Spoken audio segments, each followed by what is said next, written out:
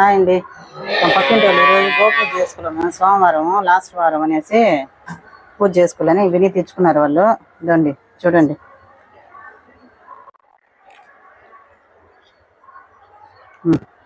పట్టుకుంటా మీరు చేస్తాం. ఇదండి ఈరోజు మా పక్కింటి వాళ్ళు పూజ చేసుకున్నారని చెప్తున్నారు కదా. ఈరోజు ఇంటి దగ్గర కట్టేయమన్నారు నన్ను. ఇంటికైనా కట్టేసినాను.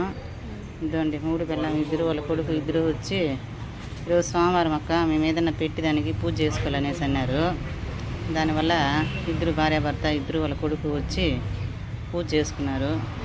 పాపం చాలా హ్యాపీగా ఫీల్ అవుతున్నారు వాళ్ళు. ఎందుకంటే చాలా రోజులుగా చేసుకోవాలనుకుంటున్నారంట. ఈరోజు లాస్ట్ వారము ఈ కార్తీక మాసంలో చేసుకుంటే గోపూజ చేసుకుంటే మంచిదని చేసుకోవాలనుకున్నారు. ఇదండి భార్యాభర్త ఇద్దరు వచ్చి గోపూజ చేసుకుంటా ఉన్నారు. అందుకే ఏదో గోధుమ పొట్టు అంట ఉద్దు పొట్టు అంట అవి ఇవి తెచ్చిపెట్టినారు. అరటిపండ్లు అవి ఇవి అవి బాగా తృప్తిగా తిన్నాయి.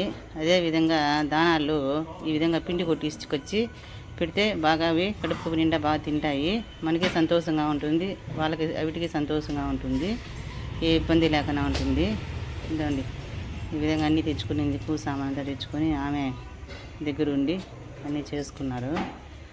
అది చిన్నది కూడా వచ్చి బొట్టు పెట్టించుకునింది. బాగా వాళ్ళ దగ్గర బొట్టు పెట్టించుకొని ఎగరుతా ఉంది. చూడండి ఎంత బాగా ఎగరుతా ఉందో.